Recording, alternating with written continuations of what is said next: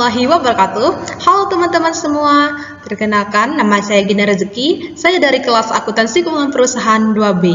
Nah, di sini saya akan menjelaskan materi tentang pengantar ekonomi makro.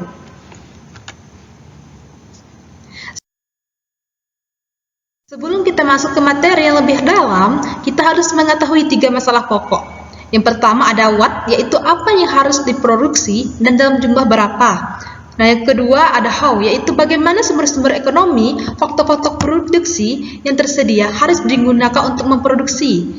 Yang ketiga ada for whom, yaitu untuk siapa barang-barang tersebut diproduksi atau bagaimana barang tersebut dibagikan. Poin yang pertama adalah masalah dalam ekonomi makro yang terbagi menjadi 2. Yang pertama ada masalah stabilisasi dan masalah pertumbuhan.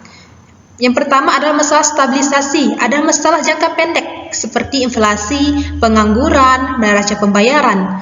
Nah, yang kedua ada masalah pertumbuhan, yaitu masalah jangka panjang seperti pertumbuhan penduduk, kapasitas produksi, dan investasi. Masuk ke poin yaitu perekonomian nasional yang terbagi menjadi 5. Yang pertama ada pendapatan nasional, produk nasional, tingkat kesempatan kerja, tingkat harga, dan neraca pembayaran. Nah, di sini saya akan menjelaskan satu persatu pengertiannya. Yang pertama yaitu pendapatan nasional.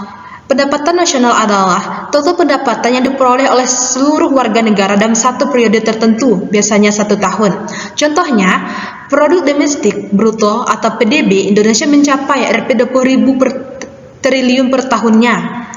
Nah, yang kedua ada produk nasional, yaitu produk nasional mencakup semua barang dan jasa yang dihasilkan oleh warga negara, baik di dalam maupun di luar negeri. Salah satunya indikatornya adalah produk nasional bruto. Nah, yang ketiga, tingkat kesempatan kerja adalah menunjukkan seberapa besar peluang masyarakat mendapatkan pekerjaan dan seberapa rendah tingkat pengangguran dalam satu negara. Yang keempat ada tingkat harga, yaitu mengacu pada stabilitas harga barang dan jasa di suatu negara. Inflasi yang tinggi dapat berdampak pada daya beli masyarakat. Contohnya adalah harga beras meningkat 10% dalam 1 tahun yang menunjukkan dalam adanya inflasi di sektor pangan. Yang terakhir yaitu neraca pembayaran adalah mencatat transaksi ekonomi suatu negara dengan negara lain, termasuk ekspor, impor, investasi, dan utang luar negeri. Contohnya, Indonesia mengalami surplus neraca perdagangan karena ekspor lebih besar daripada impor.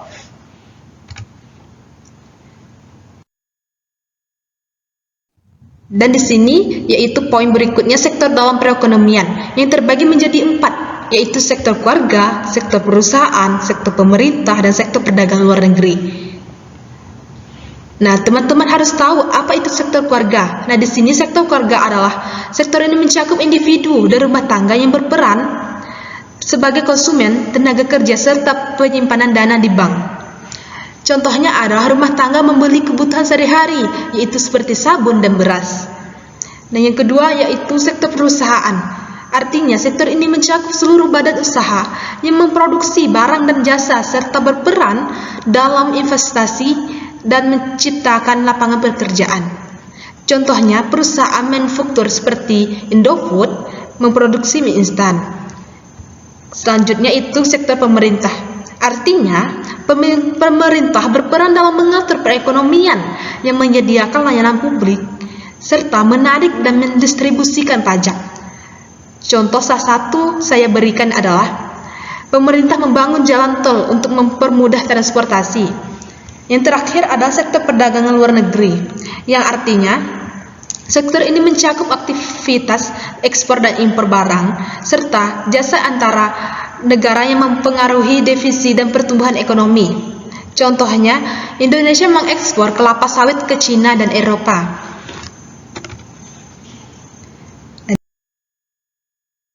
Merupakan skema dari menunjukkan hubungan antara pasar barang hasil produksi dan pasar faktor produksi dalam sistem ekonomi. Nah, di sini ada pasar untuk barang hasil produksi. Di bagian atas skema ini terdapat interaksi antara permintaan dan penawaran barang hasil produksi seperti ikan kaleng, pindang, ikan beku, dan ikan atau udang. Nah, permintaan di sini adalah berasal dari konsumen barang rumah tangga dan pemilik penjual faktor produksi. Penawarannya yaitu ada berasal dari produsen barang dan konsumen faktor produksi. Nah, antaranya yaitu ditentukan oleh interaksi antar permintaan dan penawaran. Nah, yang kedua ada pasar untuk faktor produksi. Yang di bagian bawah ini skema produksi seperti tenaga kerja, lahan, dan modal perdagangan. Nah, permintaannya di sini faktor produksi berasal dari tenaga kerja, lahan, dan modal untuk berproduksi. Nah, penawarannya di sini ada tenaga kerja, lahan, dan modal. Harga faktor produksi yaitu upah, sewa, dan lain-lain. Nah, dari konsep ekonomi ini, skema ini menggambarkan konsep dasar ekonomi dengan pertanyaan yaitu what, apa yang diproduksi, dan how, yaitu bagaimana cara produksi, dan from whom, yaitu siapa produksi dilakukan. Nah, keseimbangan antara kedua pasar ini penting agar sistem ekonomi berjalan dengan baik, di mana produksi dapat memenuhi kebutuhan masyarakat dan sumber daya dapat dimanfaatkan secara optimal. Nah, kesimpulan dari skema ini adalah menggambarkan bagaimana barang dan produksi diperjualbelikan dalam perekonomian serta bagaimana harga terbentuk melalui interaksi antar permintaan dan penawaran. Selanjutnya kita masuk ke poin yaitu pelaku makro, yaitu ada rumah tangga, produsen, lembaga keuangan, pemerintah, dan negara lain. Nah, di sini ada rumah tangga yang dimana terbagi menjadi 6. Yang pertama ada menerima penghasilan dari produsen sebagai upah dividen. Yang kedua ada menerima penghasilan dari tabungan. Dan yang ketiga ada membelanjakan penghasilan di pasar barang. Dan yang keempat ada menyisihkan penghasilan untuk ditabung. Kelima ada membayar pajak kepada pemerintah. Dan yang keenam ada perlu uang untuk kebutuhan sehari-hari.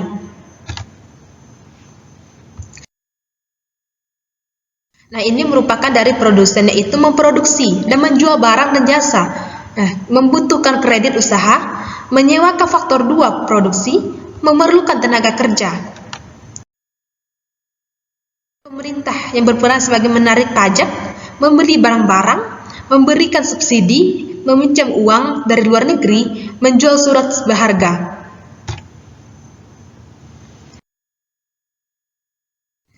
Selanjutnya ada lembaga keuangan, yaitu menerima simpanan tabungan atau deposito dari RT. Nah, yang kedua ada menyediakan kredit. Nah, yang ketiga ada menyediakan uang. Nah, di sini ada negara lain, yaitu membeli barang atau impor. Selanjutnya ada menjual barang atau ekspor. Nah, selanjutnya ada menyediakan kredit atau pinjaman. Di sini yaitu ada pasar. Nah, pasar ini terbagi menjadi 4, yaitu ada pasar barang, pasar tenaga kerja, pasar uang, pasar luar negeri. Pasar luar negeri ini yaitu neraca perdagangan ekspor atau impor, dasar penukaran luar negeri, harga ekspor atau harga impor, dan selanjutnya ada cadangan devisa. Nah, di sini merupakan macam-macam pasar. Nah, boleh juga ini yaitu pasar barang. Nah, pasar barang ini yaitu adalah pasar tempat terjadinya transaksi jual beli barang, baik barang konsumsi maupun barang produksi. Nah, selanjutnya ada pasar uang, yaitu di mana tempat transaksi keuangan jangka pendek, biasanya kurang dari 1 tahun. Pasar ini berfungsi untuk memenuhi kebutuhan dana dan dalam waktu singkat. Selanjutnya yaitu ada pasar tenaga kerja, yang artinya pasar tenaga kerja ini adalah tempat bertemunya pencari kerja dan pemberi kerja. Pasar ini menentukan harga tenaga kerja dalam bentuk upah atau gaji. Nah, selanjutnya yaitu ada pasar luar negeri, di mana pasar luar negeri ini tempat terjadinya transaksi perdagangan antar negara. Yaitu pendapatan nasional, di mana yang terbagi beberapa poin. Yang pertama yaitu jumlah pendapatan yang diterima oleh seluruh rumah tangga keluarga di suatu negara dari penyerahan faktor-faktor produksi dalam satu periode biasanya selama 1 tahun. Yang kedua yaitu salah satu indikator untuk mengukur laju pembangunan dan perkembangan tingkat kesejahteraan suatu negara dari waktu ke waktu. Nah, yang ketiga ada indikator arah, tujuan, dan struktur perekonomian suatu negara. Nah, yang keempat ada produk domestik bruto atau PDB, baik atas dasar harga berlaku maupun atas dasar harga konstan. Menjadi salah satu indikator penting untuk mengetahui kondisi ekonomis di suatu negara dalam suatu periode tertentu.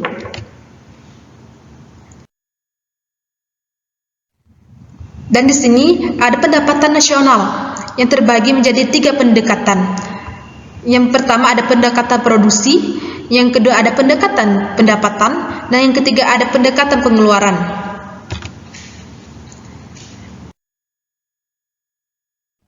Nah, ini yaitu pendekatan produksi terbagi menjadi 9 lapangan usaha atau sektor, yaitu yang pertama pertanian, peternakan, kehutanan, dan perikanan. Yang kedua ada pertambangan dan penggalian, yang ketiga ada industri pengolahan, yang keempat ada listrik, gas, dan air bersih, dan yang kelima ada konstruksi, keenam ada perdagangan, hotel dan restoran, yang ketujuh ada pengangkutan dan komunikasi, yang kedelapan ada keuangan, real estate, dan jasa perusahaan, yang kesembilan ada jasa-jasa termasuk jasa pelayanan pemerintah.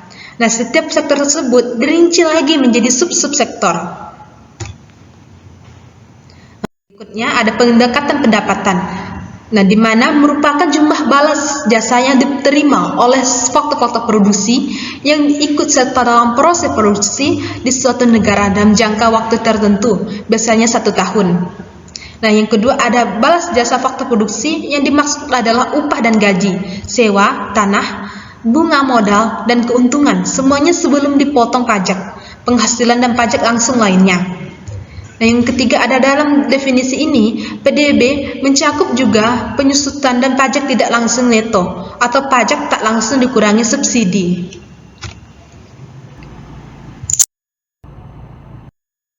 Nah, selanjutnya yaitu semua komponen permintaan akhir yang terdiri dari yang pertama ada pengeluaran konsumsi rumah tangga dan lembaga swasta atau nirlaba.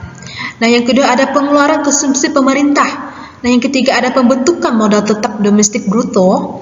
Nah, yang keempat ada perubahan investori dan ekspor neto. Ekspor neto merupakan ekspor dikurangi impor.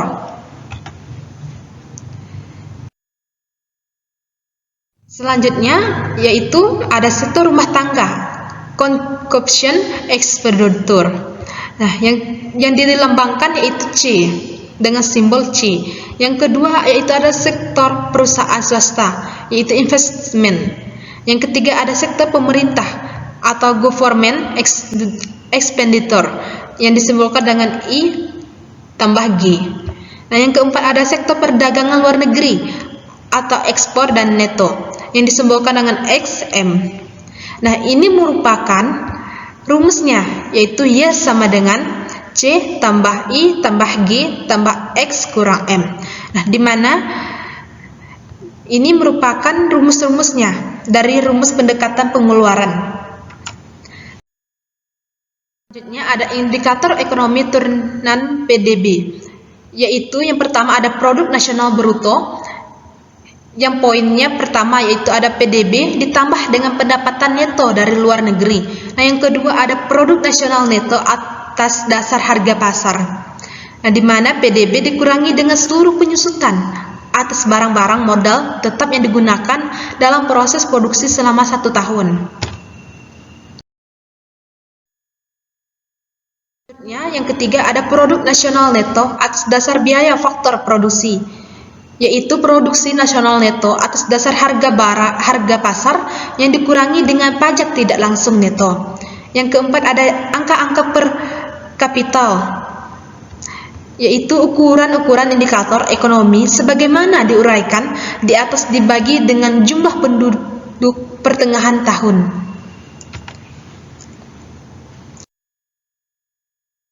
Nah, selanjutnya manfaat perhitungan pendapatan nasional. Yang pertama ada mengetahui struktur ekonomi. Nah, yang kedua mengetahui perkembangan ekonomi. Yang ketiga ada membandingkan perekonomian antara wilayah atau negara dan daerah. Nah, yang keempat dasar pengendalian kebijakan. Ada tujuan kebijakan ekonomi makro yang terbagi menjadi beberapa poin. Yang pertama ada tingkat pendapatan nasional real yang tinggi terjadi pertambahan barang dan jasa yang dihasilkan oleh suatu perekonomian. Yang kedua ada tingkat kesempatan kerja yang tinggi, tingkat pengangguran yang rendah. Yang ketiga ada peningkatan kapasitas produksi nasional yang tinggi, optimasi sumber daya.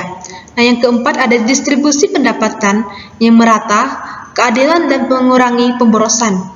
Yang kelima, ada kondisi perekonomian yang stabil, inflasi yang rendah dan terkontrol, atau yang disebut dengan stabil. Nah, yang terakhir yaitu neraca pembayaran yang berimbang.